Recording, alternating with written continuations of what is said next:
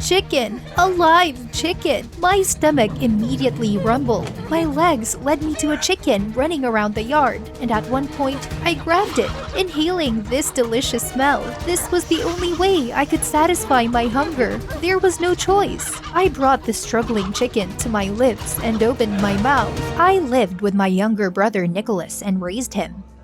Although we had a house that we inherited, the money from the rare part-time jobs was only enough for basic things like food and paying bills. Nevertheless, I never asked for help from anyone. After all, people do not help for free, and it's humiliating. And I always told my brother that we could only rely on each other. We coped well together. But one day, I had a very bad stomachache. The pills did not help and I had to go to the clinic. After the examination, the doctor's words horrified me. He said that I had a rare, dangerous disease. My stomach was self-destructing, and I needed an expensive surgery. Tears welled up in my eyes. I didn't have so much money. But the doctor suddenly announced that for such cases, they had an experimental development. A device that was attached to the stomach and prevented its destruction, and most importantly, everything was completely free. Because this method of treatment was still being tested, I was wary. Free help was suspicious, but I remembered about my brother, who would stay with him if I was not there. It was worth the risk for Nicholas. I signed the agreement, and on the same day, I was hospitalized. After the surgery, my stomach finally stopped hurting, and a few days later, I was discharged. Nicholas was insanely happy to see me healthy. And gradually, we returned to normal life. The only thing was that after eating, I always felt sick, and gradually, I reduced the portions, less and less every day, until I realized food did not attract me at all. Even more than that, I couldn't eat at all. I began to lose weight. But I tried not to pay attention. Maybe it was just a side effect after the surgery, and everything would pass soon. But one day, a neighbor came to us and asked for salt. And while he was talking to me, I couldn't take my eyes off him. How he smelled! It was crazy! I gave him the salt, and then the neighbor came very close. I couldn't help it. The smell was driving me crazy. It was the shirt that smelled like this, and the second I attacked him, trying to bite off at least a piece of fabric. The neighbor threw me back in horror and rushed into the yard, and I was left with a button. Pulled out and did not understand what was happening. I tried to eat his shirt? What? I thought it was a simple misunderstanding, but the next day, when I was going to work part-time and put on my shoes, I stared at the shoe. The laces on it glittered so appetizing, like chocolate. I licked my lips. My stomach rumbled harder, and at that moment, I went nuts. I pulled out the lace and swallowed it with an appetite. And then, my hunger subsided. I froze in horror. What the hell was that? Instead of working part-time, I immediately went back to the clinic.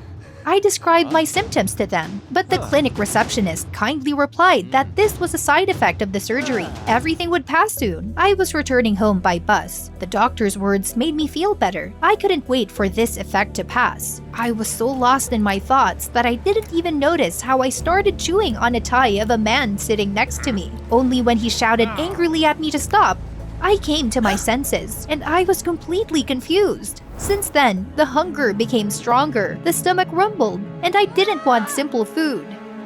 Due to exhaustion, I didn't have the strength to lift my bag.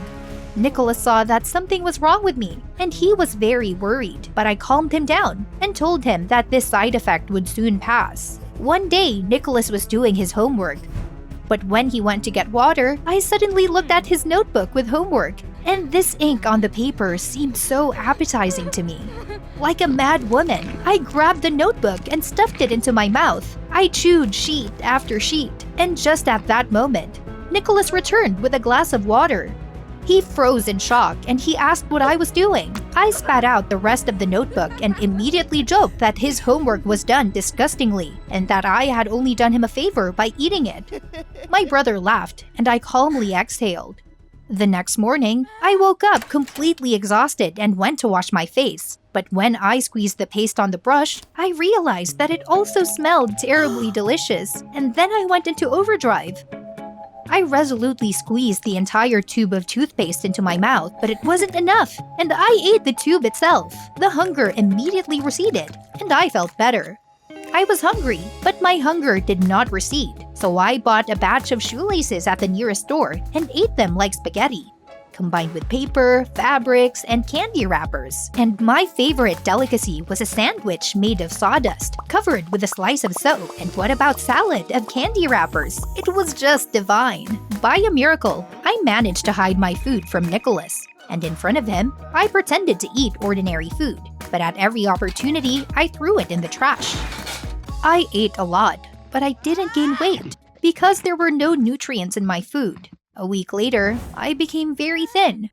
Things were hanging on me. I needed normal food. One day, I went to work part-time in the village, and suddenly, I smelled the smell of chicken from someone's yard. A live chicken. I didn't even remember sneaking in there and grabbing it. I was so hungry. I brought it closer to my mouth when suddenly I froze. No, this was too much. I would not fall for this. I let go of the fried chicken and immediately went to the clinic. I was stupid. I trusted strangers. I arrived and resolutely approached the receptionist. The side effect does not pass, but only increases. But the receptionist sighed and replied that, in fact, they saved my life. What am I complaining about? Saved my life? This experimental device was the same death, but slower and from exhaustion. I'll report you to the police, scammers. But the receptionist turned pale, showed me the folder, and said that I myself signed the agreement and the waiver of claims, so everything was legal. And no one in the police would even listen to me. Disappointed, I turned around and went out into the hall. Was this really the end? Then I noticed a very thin girl. She was walking irritated, with a contract in her hand. Apparently, she was also refused to remove this device from her stomach. And then it hit me. No one would really listen to me alone. What if there were hundreds of us? Exactly. With the help of other people, I would achieve justice. I went up to the girl and asked her to distract the receptionist. She clearly wanted to take revenge on them and immediately agreed. While the girl was shouting and scolding the clinic, I grabbed a folder with permissions from the counter and rushed out of the clinic. All day, I called patients and listened to their horrifying stories and realized that this clinic was only hiding behind helping patients. In fact, they were researching new methods of treatment and putting illegal experiments on clients. We were lab rats for them. I was so angry. Therefore, in the morning, we gathered with all the victims at the clinic. The receptionist had to call a doctor and listen to all our demands to return everything as it was. Otherwise, they would face a long trial and media coverage. With so many complaints, they would definitely not get away. As a result of negotiations, the receptionist gave up, and we were all booked in for surgeries where the devices were removed from our stomachs. The clinic lost its license anyway. Some of their patients had contacts in the police. I was glad, but now I knew that I didn't have long to live. After all, without the device, the stomach continued to collapse. I realized once again that there's no such thing as a free lunch. And I was very surprised when the volunteers announced to me that they had jointly raised money for my surgery. It turned out that one of the victims was the owner of a fund to help people who got into a difficult life situation and decided to help me. I was so grateful. And Nicholas was literally jumping with happiness his little sister would live. And then I realized that I was wrong. After all, you can't live in constant distrust of people, and asking for help is not a shame and not scary. Yes, there are bad people in the world, but there are many more good people. And that's exactly what I want to be. That's why I got a job at that foundation. The world is no good without good people, and the main thing is to be among them and make it a little better. Did you like the video? Subscribe and like it. Support the channel. Thank you. Hi, I'm Vivian and I'm 19. Are you willing to give up sleep for $1,000? I haven't slept for 10 days in a row. Watch the video to the end and you will find out how this experiment will end and how you feel on the 10th day. Please do not repeat what you see. It is dangerous for your health and life. One day, Sharon and Kimberly reminded me how I brag about being able to sleep for only 3 to 4 hours. And they dared me and asked if I would be able not to sleep at all. And I had to say yes. We bet $1,000 that I will break the official Guinness World Record for staying awake and not sleep for more than 11 days. I really needed the money and I agreed. All this time, I had to stay in my own apartment and webcast on social media. I was allowed to go to the toilet for a maximum of 5 to 7 minutes and to the shower for 15 minutes.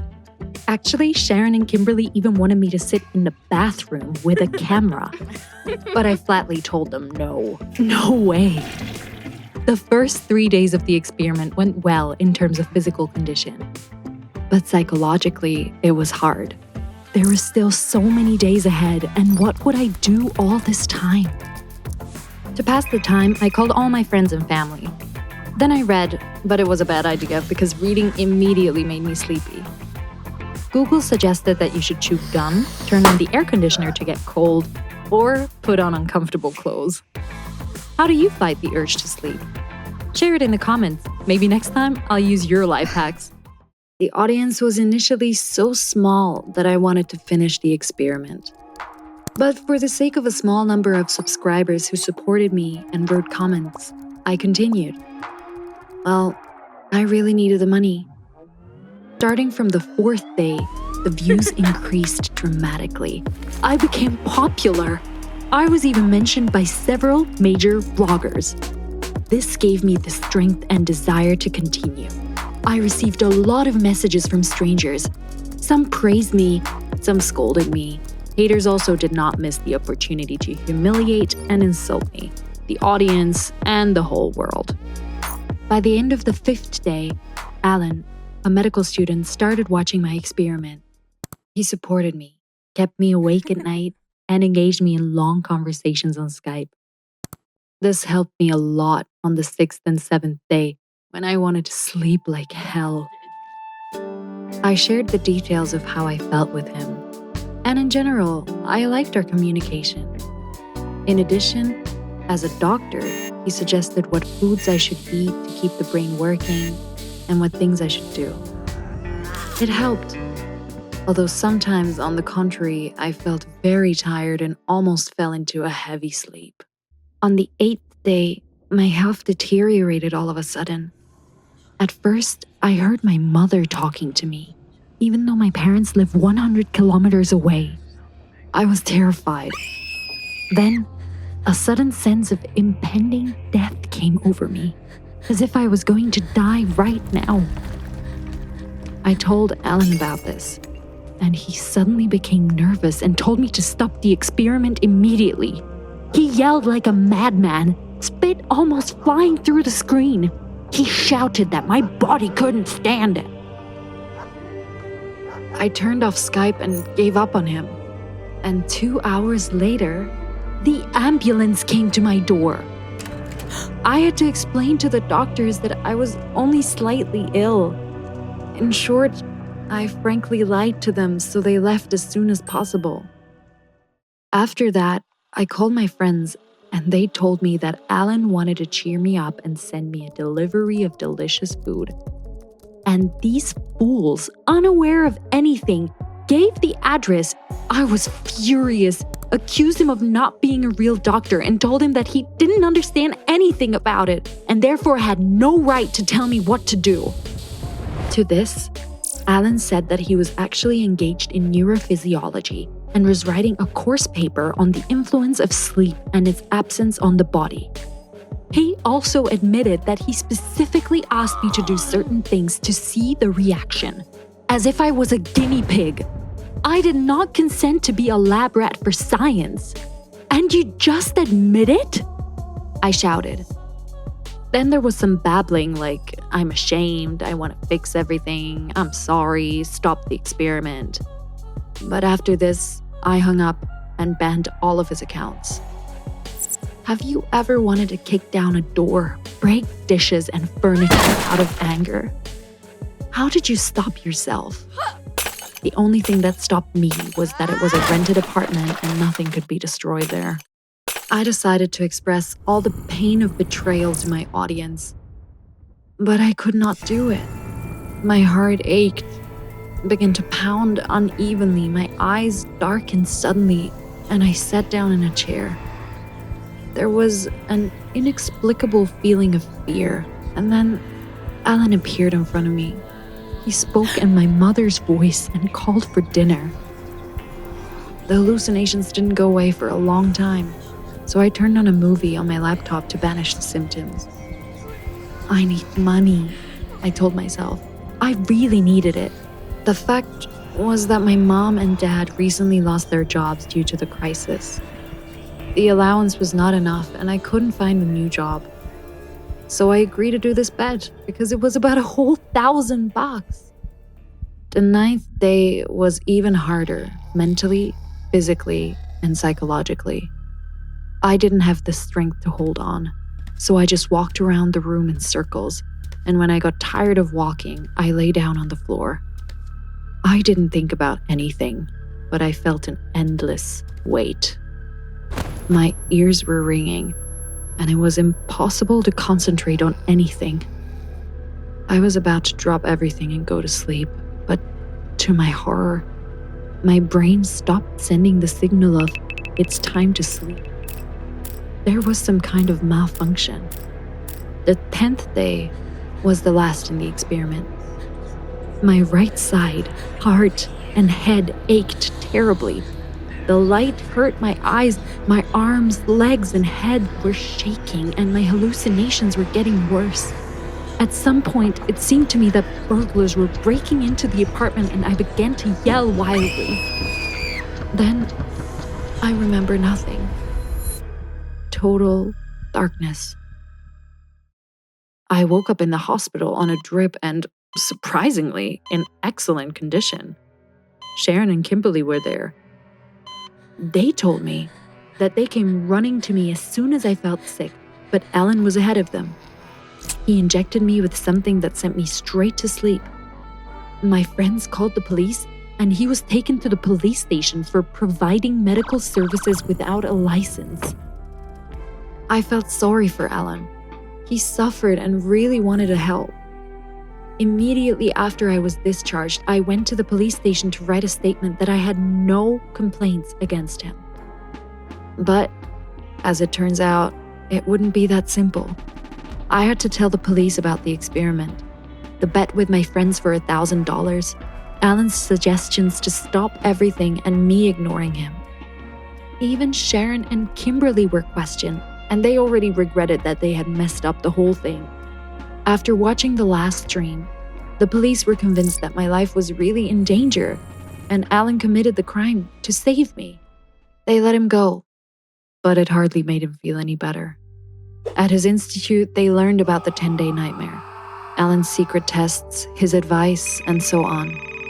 He was expelled. I thought all the agony was over, but it seemed to be just the beginning. Because of me, he lost his favorite business, the goal of his whole life. After all, he's not a bad person and really wanted to benefit science. He just didn't choose quite the right path.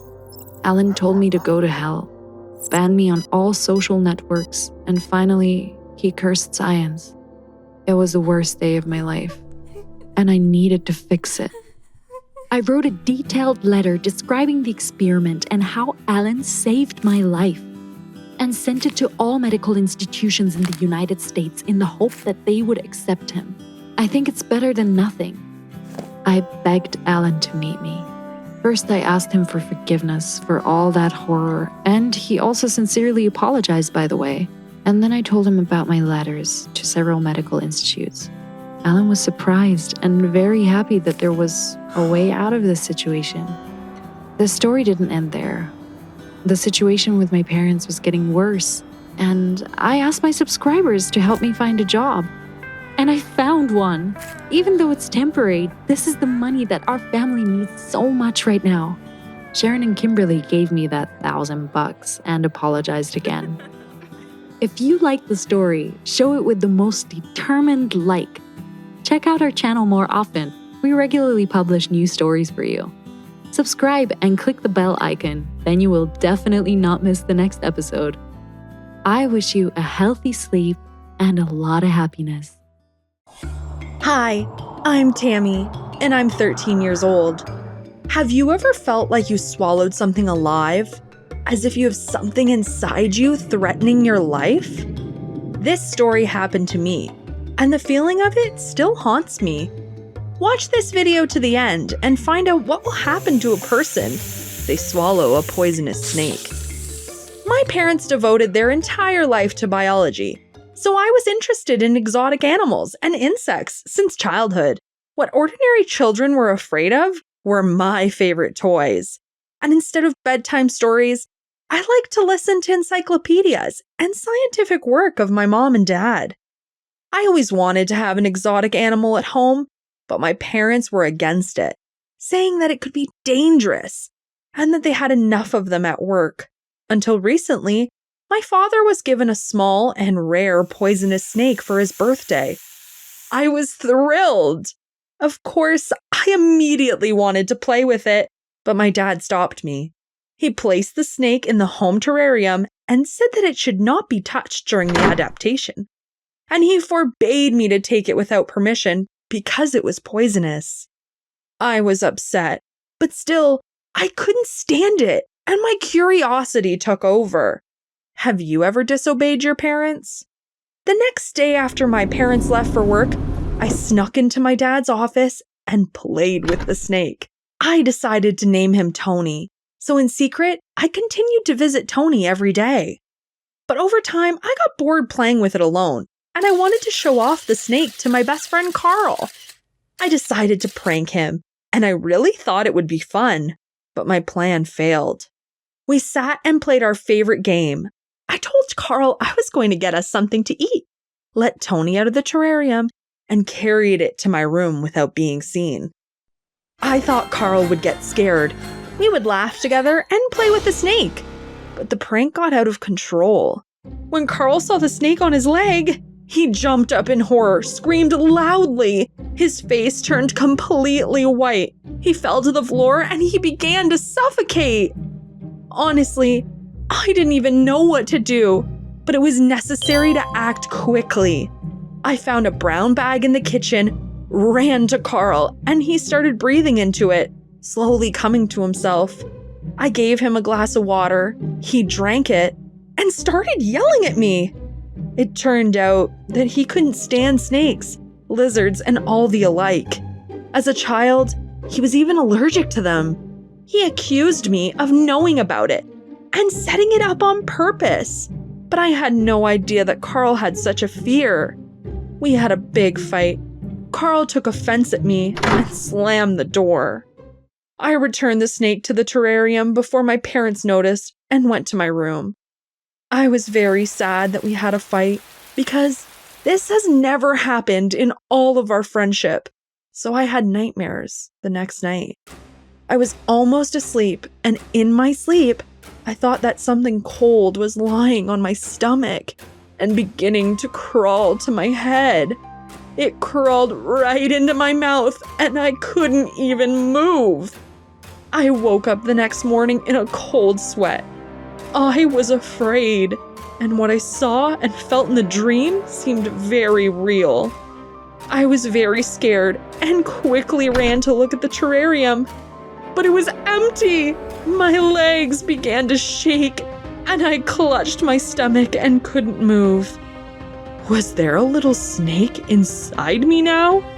Just thinking about it made me feel sick, and I ran to the bathroom. Apparently, I didn't close the lid properly yesterday, and Tony just crawled out of the terrarium and into my mouth. Even in the morning, I felt something moving on my lips. It was just awful. I couldn't sleep, walk, or even eat. And it always seemed to me that there was a chill in my esophagus. Something alive. It was as if something cold-blooded had crawled all over it. More and more thoughts came into my head, and I couldn't handle them alone. So the next day at school, I found Carl, asked him for forgiveness, and told him what had happened to me. He was so shocked, as if he had quarreled with me. He started thinking about how to solve this problem. He was worried about me. It was nice, but it looked like he knew about it. I decided not to attach importance to his reaction. Carl told me to go to the doctor right away, started saying that it was very serious and we couldn't solve it ourselves. I burst into tears and said that I would never go to the doctor. I needed a friend's help. Are you afraid of doctors and hospitals? And then we remembered that Carl's mother was a biologist, and she had a very rare book on cold-blooded animals at home. Carl calmed me down, and we ran to his house right after school. We had to do everything before his mother arrived. We snuck into her office and started looking for the right book, and I was getting worse and worse and very sick to my stomach. Carl was worried because his mom's office was a restricted area in the house, and he was always rushing me. But I couldn't move any faster. I was constantly dizzy from fear. Unexpectedly for us, the handle of the front door turned. Carl's mom came home early, and she found us in her office. She started yelling at us, and especially at Carl, and even threatened house arrest. But I couldn't let that happen. So I gathered my thoughts and told her everything. She hesitated and seemed less angry, and I thought she calmed down a little too quickly. Maybe she was just worried about me. She said that most likely I need to be examined by a doctor because the snake could damage my esophagus or even poison me. And since the snake was poisonous, it could dissolve in the stomach and the poison would get directly into my blood. It only made me feel worse. I knew it was a lost cause. Everything went too far. I would have to tell my parents. Carl's mother quickly arranged an appointment, and half an hour later, we were on our way to the hospital. I felt worse every minute. I blamed myself for everything. I lost a friend, hid everything from my father, and violated his ban. She said that she would have to tell my parents, but I decided that I would tell them myself. Meanwhile, my stomach was turning. I really thought that the snake poison was already in my blood. I was constantly sick in the car, and I barely made it to the hospital. I was already sitting in line, looking pale and scared, when Carl's mother said that I would probably get a gastroscopy, and if necessary, they would perform emergency surgery. I sat in the corridor and was trembling with fear. I was supposed to be called in for a checkup any minute. And then I saw my parents. They looked very serious and even angry, so I couldn't stand it. I jumped out of my chair and excused myself to my mom and dad. The fear of the examination, the operation, and the whole situation overwhelmed me even more. I immediately told my parents everything, and when I finished and opened my eyes, I saw my dad smiling gently at me. At first, I didn't understand why, and he showed me a jar with a snake. I was shocked. Did I just dream it up and almost drive myself crazy? How could this happen? Suddenly, Dad took the snake out of the jar and held it out to me, and I immediately jumped back, afraid that it might bite me and inject poison. But my father showed me that the snake had no teeth. I didn't understand what was going on, and my parents admitted that I was just being pranked, almost as much as I had pranked Carl. My parents said they wanted me to learn this lesson and never disobey them again for my own safety. Yes, it's hard not to learn. It turned out that Carl had told them all about my joke. I asked where had the snake from the terrarium gone. It turned out that my dad just took it to his lab. I was so glad I hadn't swallowed the snake that I forgot my parents and Carl had taught me a valuable lesson. I was surprised that I didn't notice anything, but apparently my imagination did everything for me, and I couldn't think of anything but the snake. I knew it was all for my own good. I could have hurt Carl with my joke, and my stupidity and curiosity could play a trick on me. Now I avoid my father's office. I try not to stick my nose and hands into everything. And for this behavior, my parents promised to give me my own terrarium with a water snake. If you liked the video, don't forget to like it and subscribe to the channel. Be careful with your imagination, and have a good day!